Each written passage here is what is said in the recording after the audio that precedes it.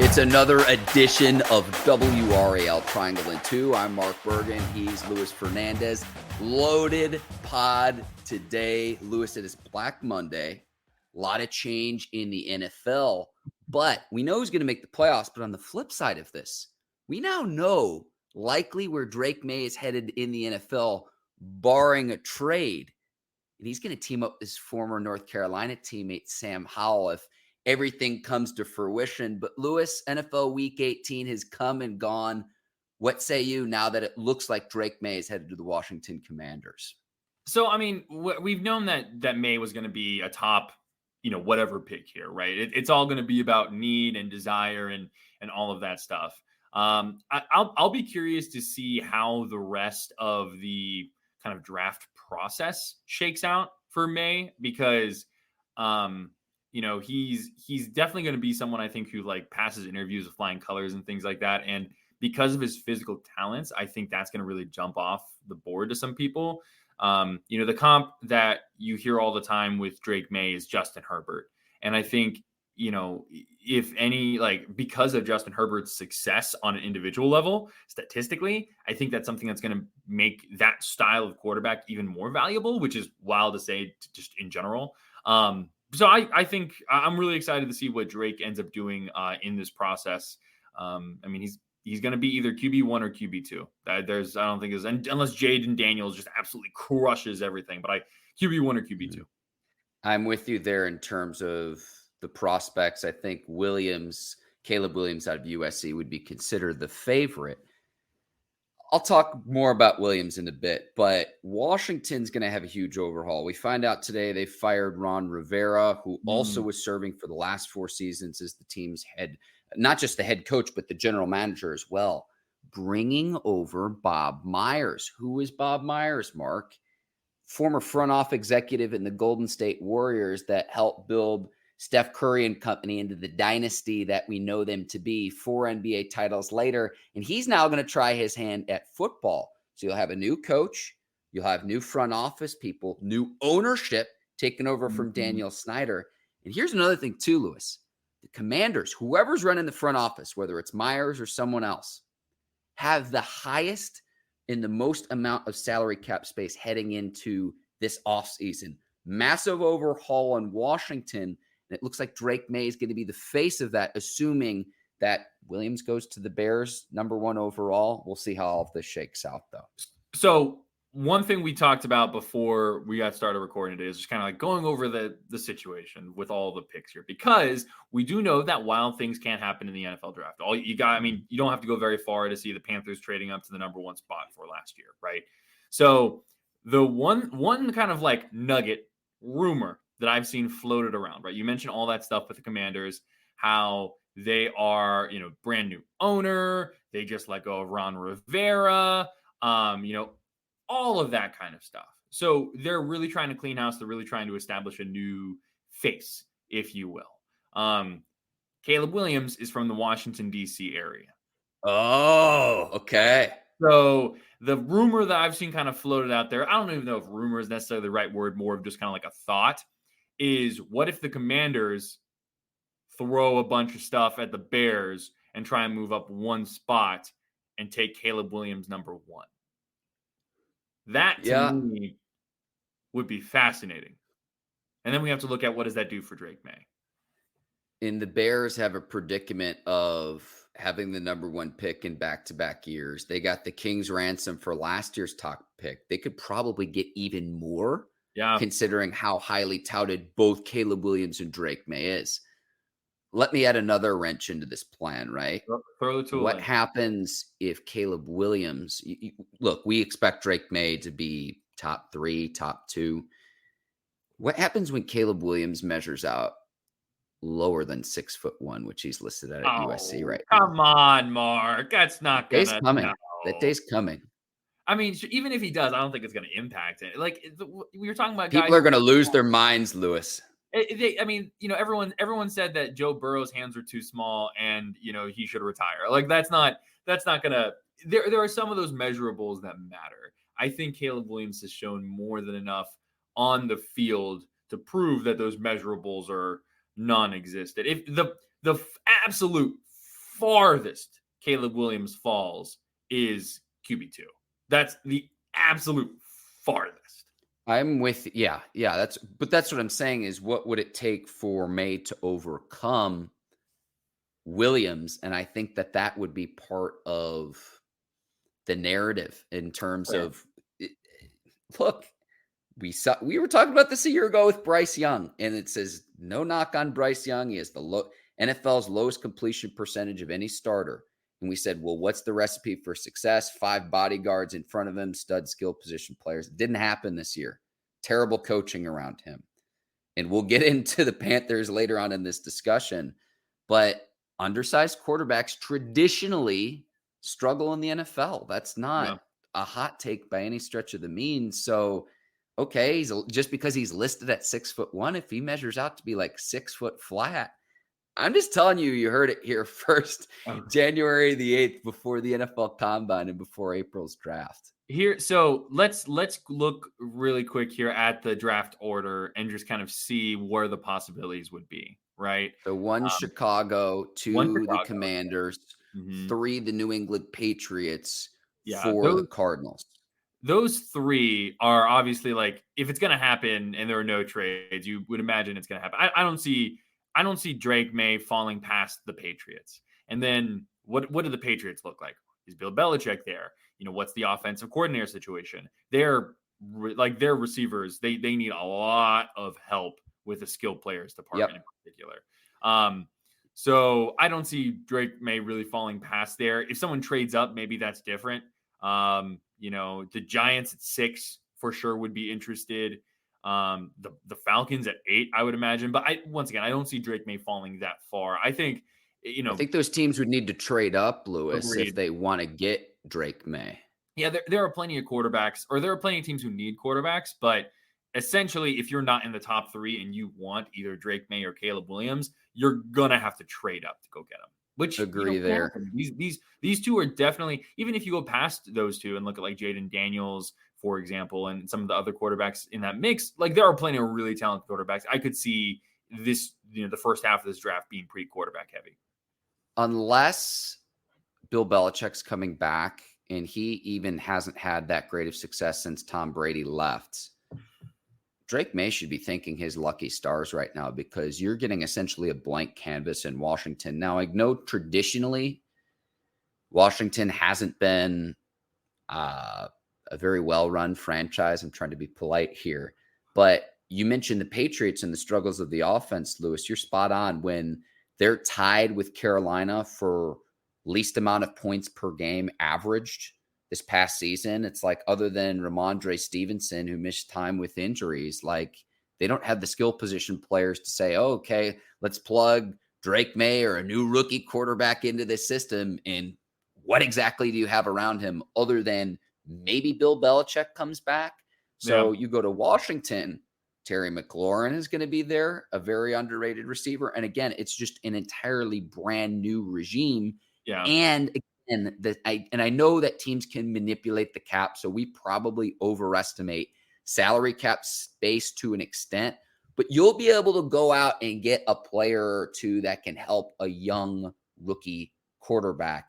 And again, Bob Myers, I look at championship pedigree of let's try to revamp what this organization in Washington, what it's traditionally been. And then you get to have the familiarity of having Sam Howell be your teammate too. The same guy in your quarterback room, and both of you are NFL starters now, and you 2 can duke it out in practice and see who performs at the highest level. Well, because that's definitely the thing, right? And with Ron Rivera being gone now for the Commanders, like I would assume that means that the Sam Howell experiment in Washington is done as well. Because it was the kind of thing where, like, if Sam Howell could have performed at a level where, like, he's a franchise quarterback, that's something that could have saved, Ron Rivera's job or whatever it might be. But what about Bieniemy as well? Is Bieniemy staying in Washington? That's another thing. The offensive coordinator, Eric Bieniemy. I mean, I've been wrong on this before, but I feel like Eric Bieniemy at this point, like, maybe he's going to be a hot head coaching candidate. But we've been saying that for years now. You know what I mean? So I don't know. We'll see. Do you want to go ahead and turn to the Carolina Panthers? Let's do it. Let's do it. Firing general manager Scott Fitterer today. This needed to be done. You fire Frank Reich mid-season, and a year after you fired Matt Rule mid-season. The track record of success with Carolina, like I approach this offseason this way, Lewis, where it's like, assuming they get rid of Chris Tabor as well. We're recording this on Monday, January the 8th. Assuming that they're not going to bring Chris Tabor back as the interim. How do you try to salvage Bryce Young in year 2? And then how do you compete with the other teams in the league that will also have head coaching vacancies? And just in the aftermath of David Tepper throwing a drink at Jaguars fans a week ago and getting fined $300,000, he's not looked at very favorably right now, not just in the media, but if you're a head coaching candidate and you want one of these 32 coveted positions, and you want to position yourself to succeed in this league as a young coach, Carolina is not that appealing of a job. And I'd argue it's probably, we'll see what the other vacancies will end up being, Lewis, but I'd argue it's one of the least appealing jobs. And especially considering you don't have a first-round draft pick in the 2024 draft either. Yeah, and that's really tough, right? I mean, because hindsight's 2020. If you're the Panthers, obviously you'd be like, oh yeah, don't trade up, stay at 9, go get a franchise quarterback. But who knows? They thought they were a quarterback away, and it was very clear that they were not a quarterback away. Scott Fitterer needed to go. Like I was honestly kind of surprised it wasn't back when Frank Reich was fired. I was kind of surprised it wasn't a Reich and Fitterer both let go on the same day type thing. I mean, it's just a GM's job. The main thing is the roster construction, right? And you look at this roster, and there are a lot of like solid defensive pieces. Obviously, I mean, Derek Brown set an NFL record for most tackles by a defensive tackle on Sunday. Like, you have Brian Burns, he's gonna be a free agent now. There are so many of those things that like are very. There are so many like issues with this team that yes, you can look at coaching, but a lot of it was just what the roster was. And so that falls on Scott Fitterer, and when you look at what the Panthers need to do in the offseason, it's all about Bryce Young. Do whatever you can to do the most and get the most out of Bryce Young. The most recent situation I kind of look at with this is Mike McDaniel and the Dolphins, right? You need someone to come in who can take a young quarterback who has struggled and salvage what his career could be. I think that Bryce has, I think Bryce would fit very well in kind of like quick timing type based systems, like run oriented systems that you see like in Miami within that, Kyle Shanahan, Sean McVay type trees. But I also think that you have to have someone who's going to be committed to Bryce Young and building a good offense, especially around him. I like how you go with the glass half full perspective, Lewis, because I was going to go glass half empty in Chicago, where I've seen this story play out, where front office head coach sell the farm to get the rookie QB that's going to magically save everything. I'm talking about the Chicago Bears with Justin Fields. And then everyone ends up getting fired because you don't produce the results that you expect. I really feel bad for Bryce Young because it's like, what do you have around him right now? And you're going to have to make some moves to try to upgrade this roster, and how nice it would be to have a player like DJ Moore. Hindsight's 2020. I think one of the first things whoever takes over is going to have to determine is what do you do with Burns, considering a year ago you could have gotten 2 first-round picks for him by all reports. And if you're just going to let him walk in free agency, it would be malpractice. It would be atrocious. Like you can't. But like, does he even want to come back to Carolina? Right? I mean, I don't think like Brian Burns has a bad relationship with the Panthers, but it's just like it comes back to like that value estimate, right? Where the whole reason you didn't trade him for 2 first rounds is because you wanted to keep him. You wanted to make this work, get a long-term deal, have him be kind of a pillar of your defense moving forward. If you just let him walk in free agency, geez Louise, like I don't Well, even. not just that, but does he even fit into a defensive scheme for whoever you hire as the head coach? No, that's Right? actually Like, part of so the like question this is too. Yeah. another thing where it's just like the Panthers are a mess. Back-to-back weeks getting shut out too. Lewis, I'm going to be honest with you. I know Bryce Young needs the game experience, the reps, but with this coaching staff and with this game plan, I honestly think it was irresponsible playing him in the final week of the regular season. Like, Yeah, what if he had gotten hurt? I get that. Like, put Andy Dalton out there. Hey, this Yeah. season's already lost. Bryce, we appreciate your efforts this year. This really isn't on you at all. Like, and it's not to say he needs to perform at a higher level, but again, what's around him to set him up for success? Yeah. Um, I would have liked to see Andy Dalton this last week, but it's funny you mentioned McDaniel. I go with the Bears. I've seen the Bears play this narrative out over and over and over again. But with what McDaniel's done to salvage Tua, when having a lot of the same conversations, like is he the guy or not? Well, and then right after last night's game against the Buffalo Bills, you're like, oh, maybe Tua's not getting it done. But it's fine. It's fine. Overall, I mean, you're in the playoffs and you're lighting up the scoreboard with Tyreek Hill, Jalen Waddle, and company. I mean, come on. Yeah, no, Come that's on. fair. Yeah, but either way, the two main focuses, right? You have to get the good coach, you have to get the good system, you have to get a good GM. Golly, they I think the GM is going to be more important. No, I think that's fair because you have to with the draft situations that they're in right now, you're gonna have to do more with less. You're gonna have to really take advantage. Every pick has to count because you don't have that first round pick. Want to go to hoops? Let's go to hoops. Wednesday, number 8, UNC, your alma mater, Lewis, against NC State in Raleigh, PNC Arena. Tar Heels have been looking good on the hardwood. RJ Davis playing at a very high level. Lewis, I know my brain just isn't quite all the way there yet to say, let's move from football to basketball. So I'm going to get up to speed very quickly here in the coming days. Now that the regular season's over for the NFL, but what do fans need to look forward to in this matchup of these two triangle teams? Well, so a little bit of history, right? I think I saw it was UNC Stats and Information. I want to say put this out there. This is the first time since 1974 that UNC and NC State will play each other, and they are both at least 3-0 in the ACC. Wild. Wow. Yeah. Wow. There's a lot of. I think part of that is like it feels like these two are playing pretty early in the conference schedule, but like it's still it's a big deal.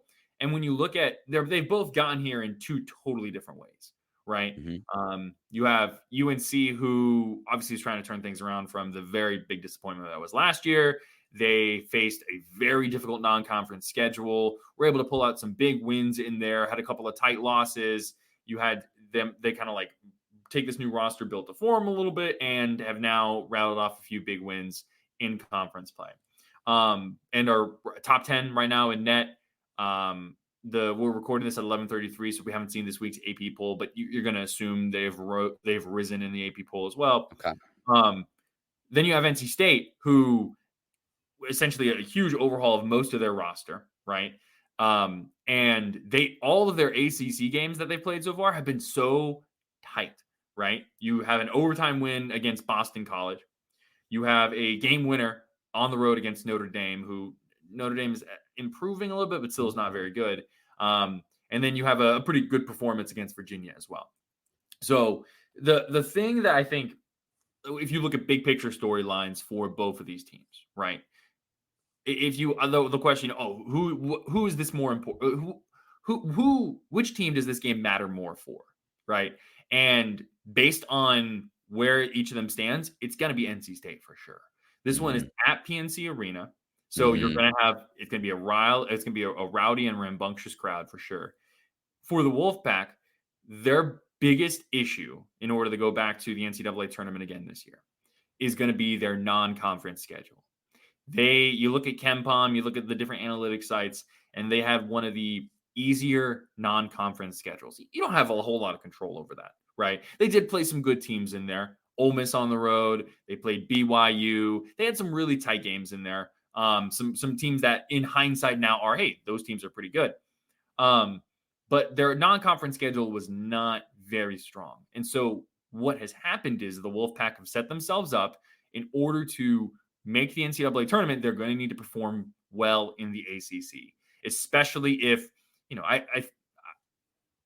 I could get on my soapbox and talk for a few minutes here about how ridiculous it is that we look at the ACC the way we do from an analytics perspective over the past 2 years. And fortunately, this season, the tide has turned a bit, right? People are respecting the ACC a little bit more from a analytics perspective. You're starting to see more ACC teams get in the tournament with the Lenardis of the world, the Jerry Palms of the world. But you just struck a nerve right there, Lewis. Listen, Mark, I will go off.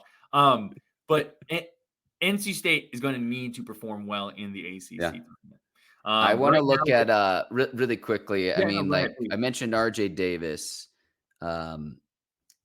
We talked some before this, the pod. He's a freshman. Elliot Cadeau would like to see the free throw numbers improve. He's a guard and shooting less than 60% from the foul line. But the matchup, and I hope we get it too. Sometimes offense, defense. I want to see Baycott versus Burns. That's something I want to see the two big men go mano-a-mano in this one. And, it seems like both of them are in their 10th year of eligibility. I know that's a bit of a hyperbole, but that's just a matchup that's just going to be point blank period fun to watch. No, agreed. And some of this I think is going to be the kind of the styles as well. NC State has really slowed things down a lot this year. On KenPom, their adjusted tempo is 152nd in the country, whereas UNC's is 60th. So you're going to have a bit of a styles kind of going back and forth. The one player who I think is going to make obviously you have the DJ Burns for sure. I go with other DJ Horn for NC State. What he's been able to do coming in for the Wolfpack has been really impressive. He's going to matter a lot. The way he moves the ball, the way he's shooting from the outside, 42.9% from three right now. So it's going to be really interesting to see how that works out for him. I think it's potential to be a really fun game, a really good game, a really good atmosphere. But State is 65 in net right now. It's beginning of January, so this matters a little bit less. But 65 in net. KenPom has them as the 64 best team. So this is the kind of game where if State could get a win here, it would go very far in their tournament chances. So, if it's one thing if this game was in Chapel Hill, but the fact that this game is in PNC Arena, it's going to make for a really fun atmosphere. The Tobacco Road is all over the ACC this year, right? UNC, NC State, Wake Forest, all undefeated in the ACC. Duke 2-1, and trending upwards. We're set up to have a really fun ACC men's basketball season this year, and I for one am excited for it. Wednesday at PNC Arena, it'll be Casey Hintz from WRAL Sports there. Do I have that right, Lewis? Yep, Casey, Pat, and Brian Murphy are all covering the game. So we all hands on deck. It'll be a fun one. We'll have you all covered on WRAL Sports Fan as well as on Fox 50 and WRAL that night. Lewis, any final thoughts before we sign off here? This has been fun. Let me see here. I would say when we talked about the men's basketball teams in the triangle, we're going to be giving more attention to the women's teams as well here moving forward now that we're in ACC play. UNC picked up two massive top 25 wins this week, beating Syracuse and then beating Notre Dame on the road. NC State losing a last-second heartbreaker in Blacksburg against the number 13, I believe, Virginia Tech. Literally, they went 7 minutes, I think, at the end of the game without scoring, but still took the lead at the very last second. And then Virginia Tech scored with 0.9 seconds left on the clock. So the no longer undefeated Wolfpack are going to be just fine. But still, it is shaping up to be a really fun college basketball season in North Carolina, Mark. That's my last word. That's my main takeaway. I'm pumped. It's amazing the Tar Heels fans I've talked to really since October after that second football loss. It's like, bring on hoop season. We're ready. So that's more Carolina football than anything, Mark. I could give you once again if I had you can talk till sundown about all that. We can talk to yeah. sundown about all that. Luis Fernandez, you're the absolute best. This has been another edition of WRAL Triangle and 2.